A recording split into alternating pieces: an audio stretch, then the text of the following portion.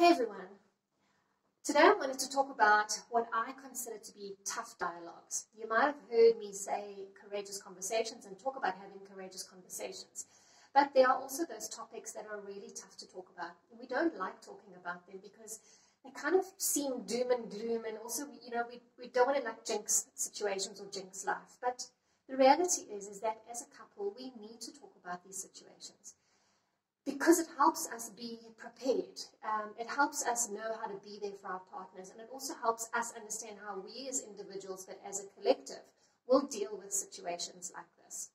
So what are some of these horrible, ugly, doom and gloom topics? Well, let's talk about a few of them. So one, for example, could be an affair. We don't intend having affairs, but sometimes it does happen.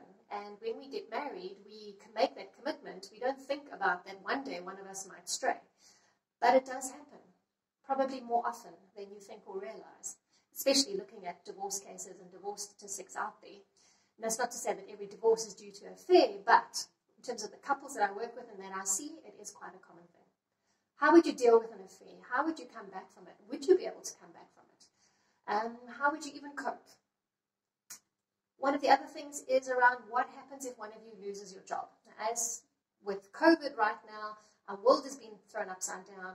There have been quite a few people that have been exposed to this, where either they've had to take salary cuts or they've been retrenched and they've lost their jobs.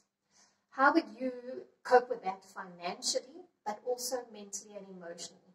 The person that's lost their job is going through their own sense of turmoil and stress and anxiety that they're dealing with, but then you, the other partner, that is potentially having to pick up and manage and cope with these financial responsibilities.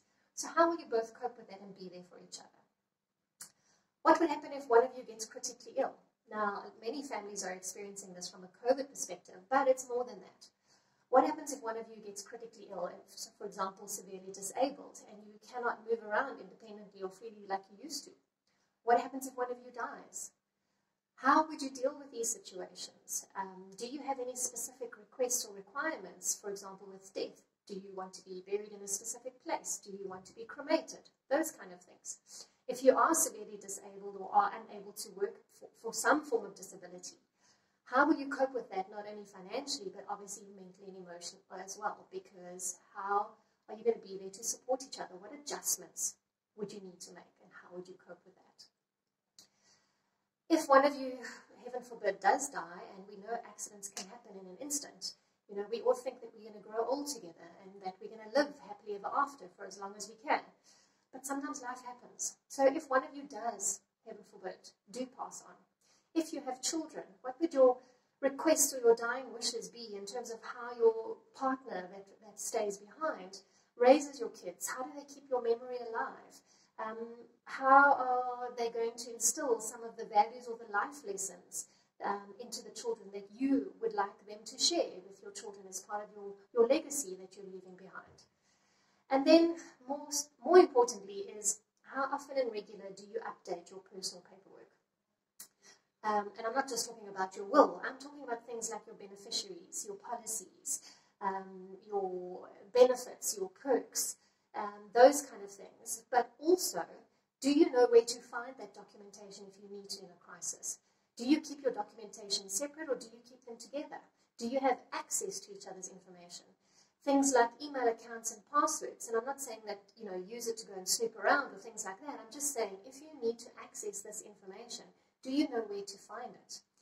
So these are some of the tough dialogues and courageous conversations that I really encourage couples to have, because it really does help you understand what your needs and wishes are, and how you would cope with situations, and how to be there for each other and support each other, because we all deal with situations in different ways. We all respond and react differently. And yes, we won't know until we actually are in the situation itself, but the more we talk about it and we have an idea, we feel a little bit more prepared for situations, and we can cope better than just being thrown into shock and turmoil and our world turning upside down. So, if you haven't had conversations like that, highly recommend that you do. And if you feel that it's a sensitive topic or subject and you can't do it between the two of you, then hey, reach out and get someone to help you have the conversation.